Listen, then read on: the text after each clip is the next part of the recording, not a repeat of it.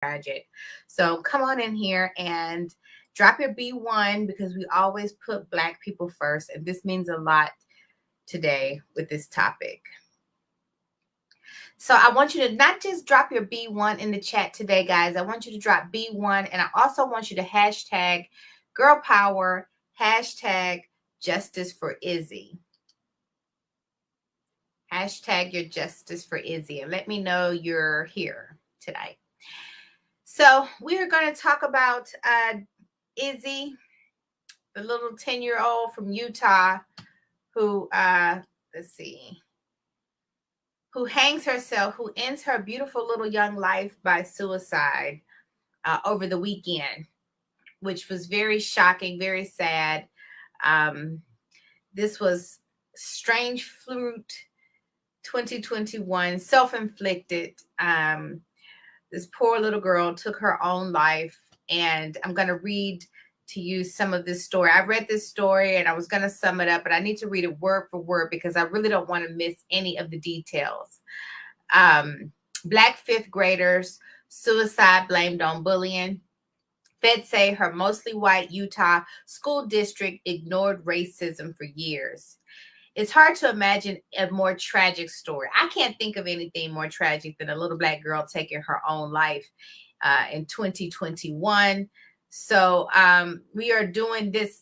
We're talking about this tonight on Fly Nubian Queen because we want to honor another Fly Nubian Queen who just did not know how fly she truly was.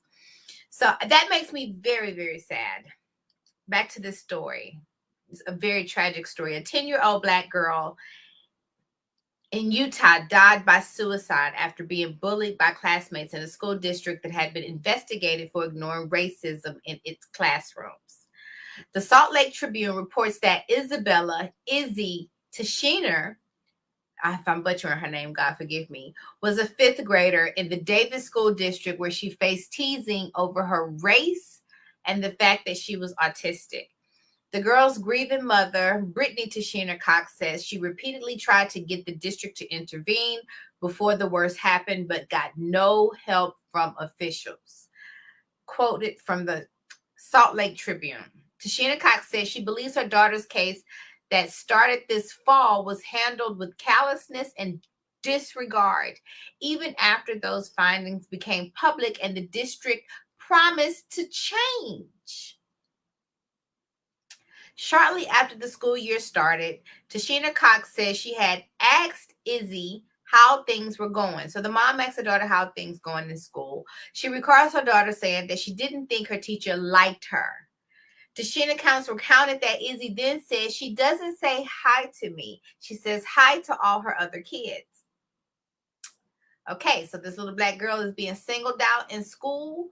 She is okay, let me finish this.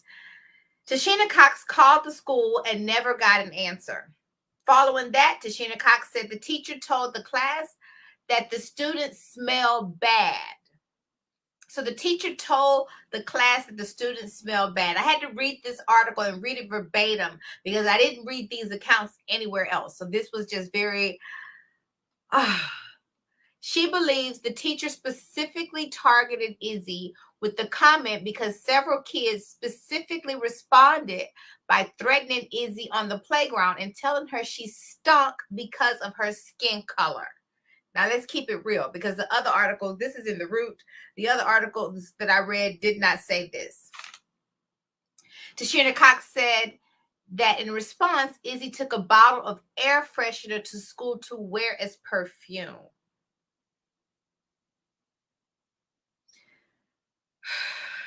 Take a breath. The mom cried. Again, she called the school district. This time she said she got hold of the teacher directly. And this is what the teacher told her, according to the article. I am not going to work it out for them, she said. I will let them work it out. Children. This baby Izzy was 10 years old. She's going to let the 10-year-olds work it out on their own. Okay. Again, after that, Izzy told her mom that she asked the teacher for help, and the teacher told Izzy to sit down, that she didn't want to deal with her. and she didn't want to deal with her. Kids taunted her. They taunted her for her disability, and the girl told her mom. She said they called her names and made fun of the way that she looked. Tashina Cox, I don't know why they keep calling her Tashina Cox. Her mother said that she talked to the principal and vice principal.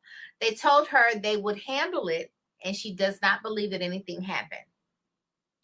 If that wasn't bad enough, the same school district had already been called out at the highest level for ignoring abuse and racism towards its Black students. Already. So the school district as a whole was already put on notice.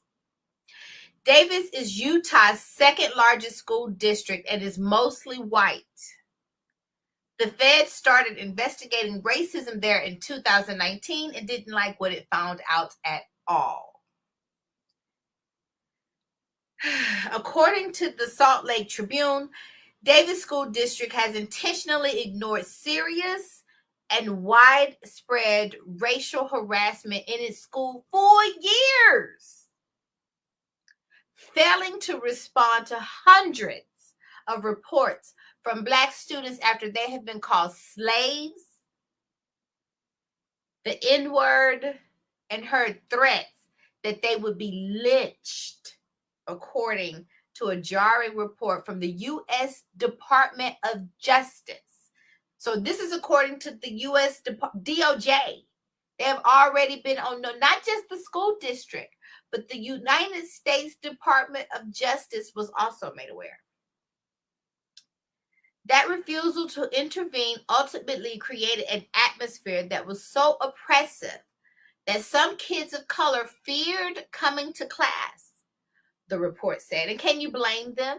If you're being threatened with this, if you're being bullied like this in school in 2021, all you have to do is look back at your history books. That's not that far ago, to know how they handle Black children, Black people. So of course these children were afraid. Of course these children fear coming to class. That's a no-brainer. An adult would. Many stopped reporting acts of discrimination, which were often witnessed by teachers who did not step in, they said. A few told justice investigators they felt the district was condoning the way that they were treated by taking no action at all. As a consequence of this dismissive attitude to serious racial harassment, a district-wide racially hostile environment went unabated. The department concluded in the report released on Thursday, and the district left students of color vulnerable to continued abuse. Now put that in your pipe and smoke it. That is just, I can't take a beat. I don't know what to say. I'm kind of speechless. I just put up the picture of this beautiful little girl who was bullied because of her skin color. And I want you guys to see her, because I just want to make her real. So I want to hear what some of you guys have to say. Let's see. Olivia, keep watching Anderson. She's just teared up and crying, and I don't blame her. I don't have any more words than that either. Straight no chaser with the queen. That's my friend, Miss Tina Berry. She's another fly Nubian queen. Hashtag justice for Izzy. Love you too, Tina. It's so sad a baby has it so hard. I agree. If there was ever a time to pull out some white woman tears, I think now is that time. I don't know if that's funny. If there was ever a time for us as Black people to shed tears, now that's a more accurate statement. I think that time is now, because we lost a beautiful soul because she did not know her own beauty. And what that tells me is that the sound of the noise and the outside noise was a lot louder than her own inner self-worth. And so in a minute, I'm going to go through some pointers that I think that we can do to prevent other children from having to endure something like this. The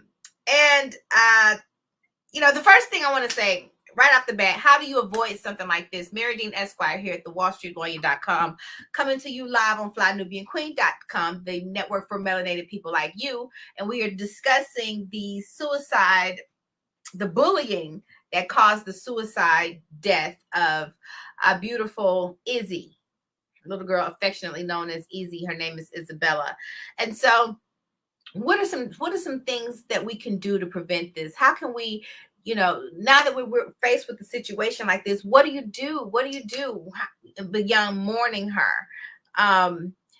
Carol Caesar says, this is disgusting and disturbing. It sure is. It sure is. I'm with you, Tina. Ebony Robinson, they do the same thing here in Florida. They do the same thing everywhere, unfortunately. But and I'm an optimist. Every time you hear me talk, I always say I'm an optimist. I'm an optimistic person. I always try to highlight the good and talk about the good. But the only good takeaway that I can think about this little baby, you losing her life, is what lessons can we take away? How can we do better as a community, as a B1 nation? What can we do to make sure that situations like this are not happening to our future generations? So one thing I want you parents to consider: homeschooling your children. I think that was Malcolm X who said, only a fool would let his enemy educate his children. And so I think that we need to take that to heart. I know that we live in America, which is a very capitalistic society, and we put the dollar bill above everything else. And while I do believe that Black wealth is critical to Black power, that is our tagline for blackwallstreet.com, that Black wealth is critical. Black wealth is critical to Black power.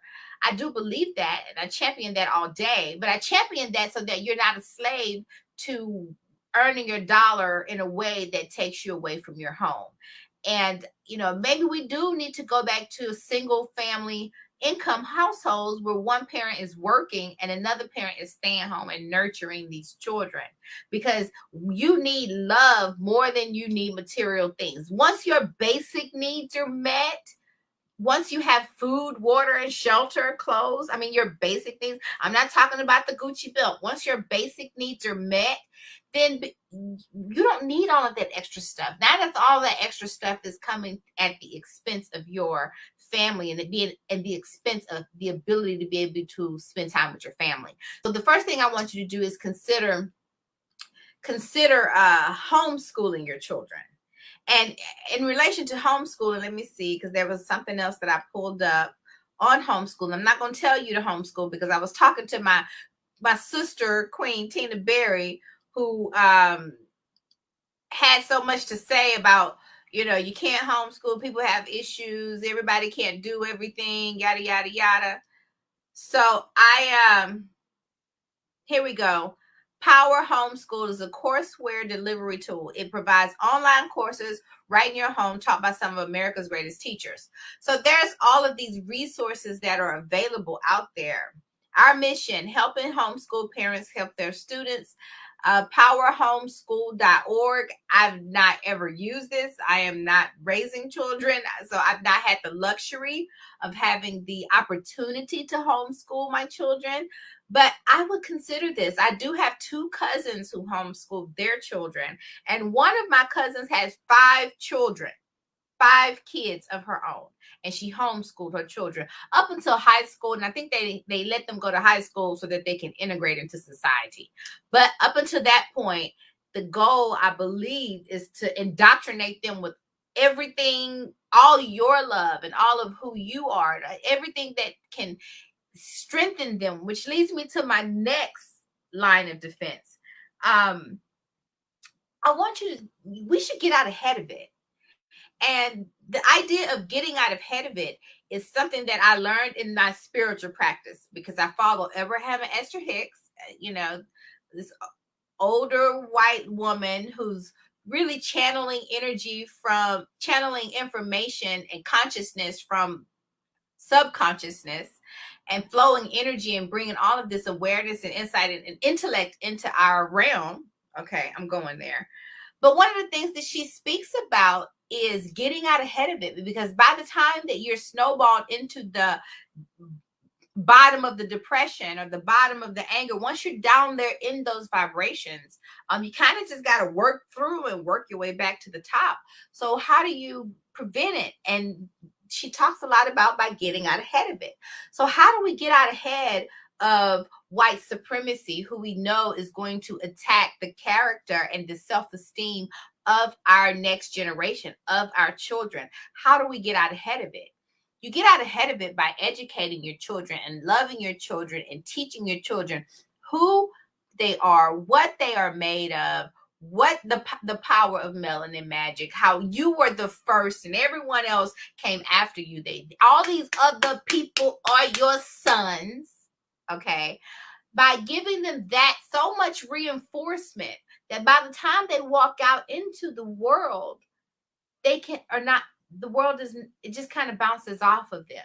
They have what we refer to on the other spiritual realm as this, the shock absorbers there. So it's not that you're not moving through the world and dealing with obstacles or dealing with the issues, but you have your bumper on, you have your safety net, you're just covered. You're covered in love, you're covered in self-love. So none of those things really affect you.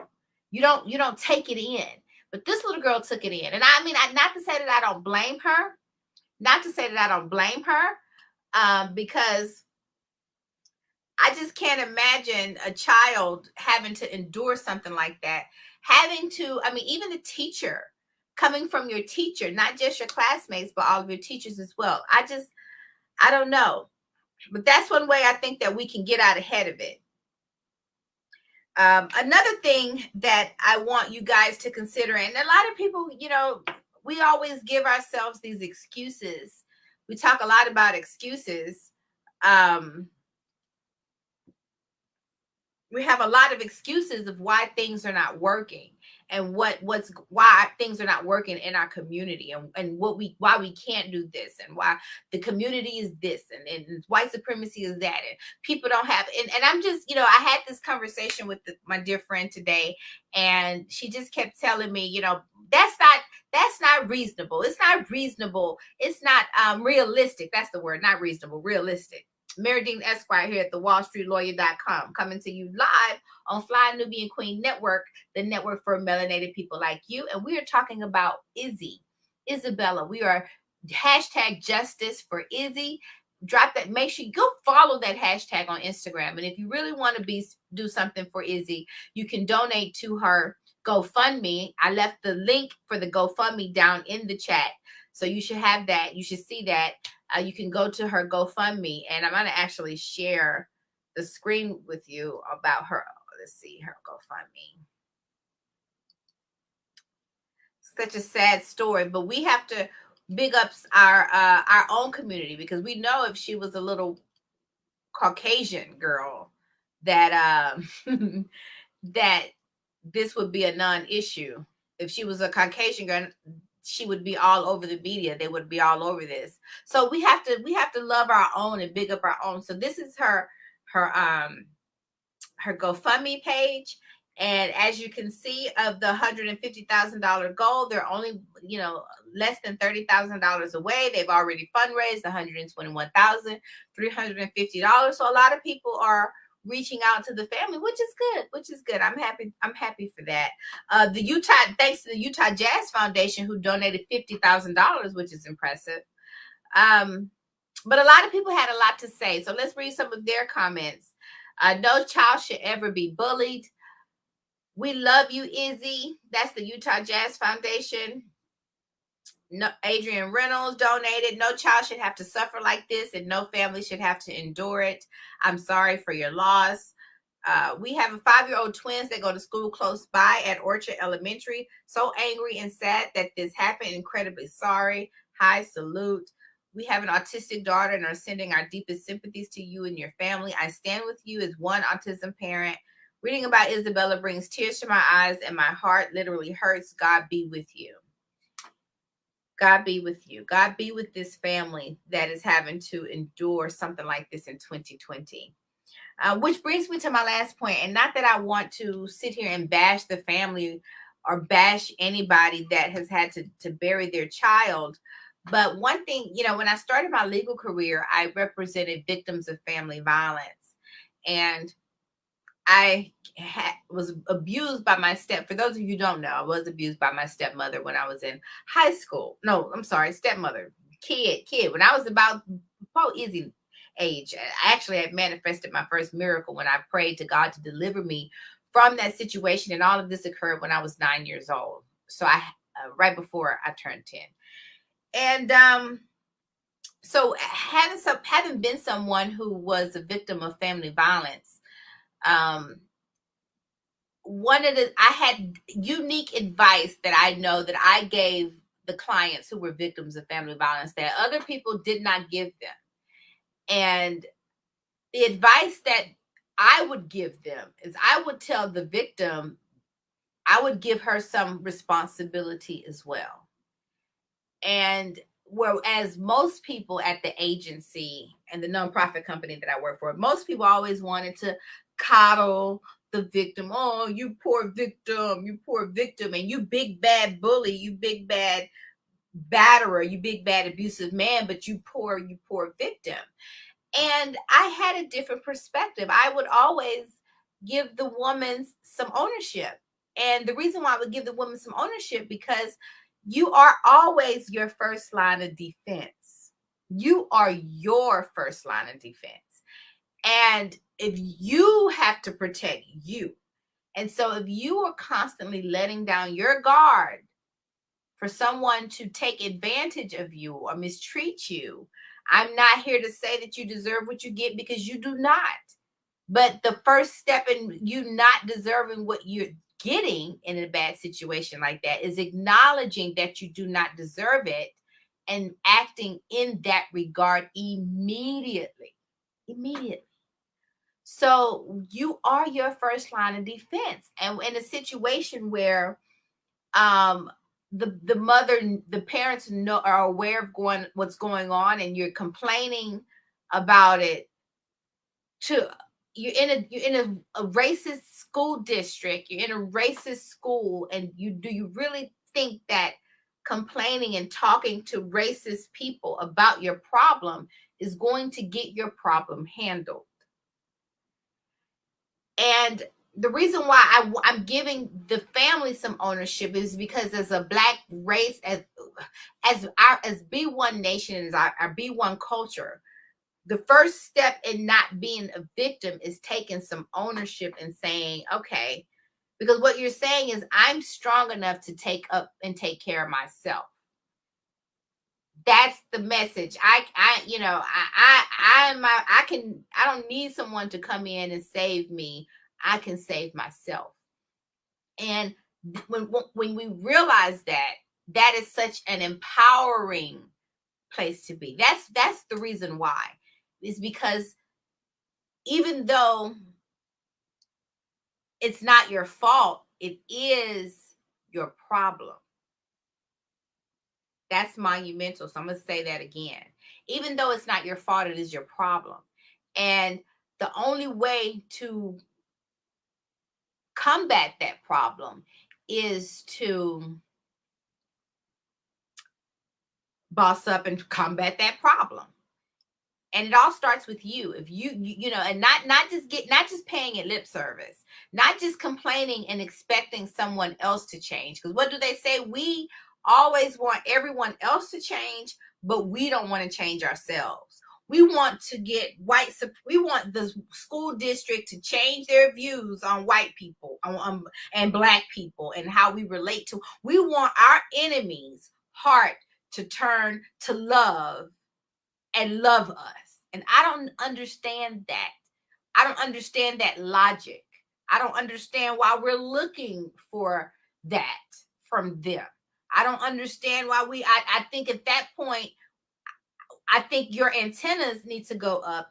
Danger, danger, danger zone. And I think that you need to respond accordingly.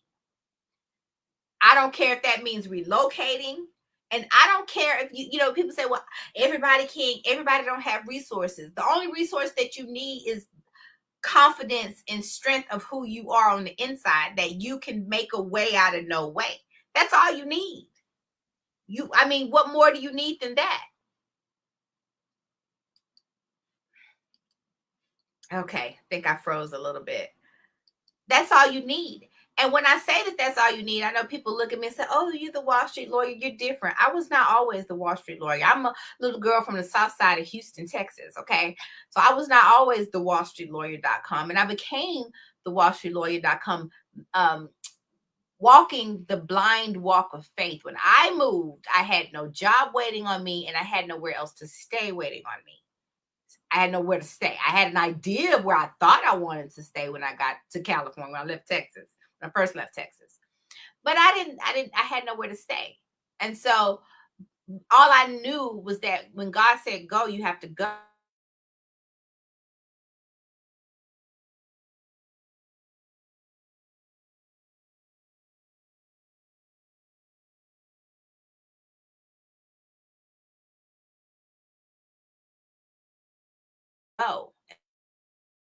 Walk on water. And so that's why that was such a, and if I could do it, I'm a one trick pony. I don't have a one trick. And my one trick is faith. Okay. Mary Dean Esquire here at the wallstreetlawyer.com. Everything I talk about, I'm telling you, the only trick that I have is faith. And so if I can do it, then you can do it. And if you want some help on doing it, if you're in a situation and you feel like, well, you can reach out to me. You can find me online at thewallstreetlawyer.com. You know my Instagram, I'm the Wall Street Lawyer. I have built blackwallstreet.com. If you need somebody to talk to or help you through these things, I am an attorney and I can give you some advice and I can give you some coaching and maybe help you sit into the fact that you have everything that you already need. You know what they say, if God don't send nobody, you don't need nobody. And so I think that the day that we're going to thrive as the beautiful Black people that I know that we are, is the day that we realize that we don't need anything from the enemy, that we don't need anything from anything outside of us to be great, to be monumental. And I just wish that these principles were instilled into our baby girl Izzy.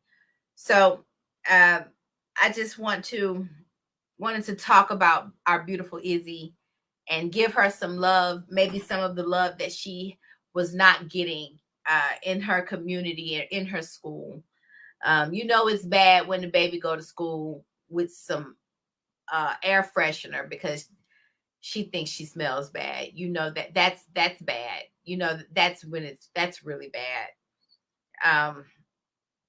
Let's see. What were some of the comments? So you know what else I'm going to close with, because this made me think about the beautiful Maya Angelou, Phenomenal Woman. And I remember I've been there. I've had my low moments. And I remember when I threw a whole hissy fit, and I talk about this on camera because they were filming over the weekend for the All Black National Convention. But I remember the time where I'm almost ashamed to say it, but it'll come out eventually. I didn't want to be Black no more. Can you believe it? I didn't. And I think that you're not truly living as a human being and reach the highest of the highs if you've never experienced the depths of the lows. I think that that's life. I think that that's the beautiful thing of life. I think that that's one of the ways that we come to understand how great we truly are.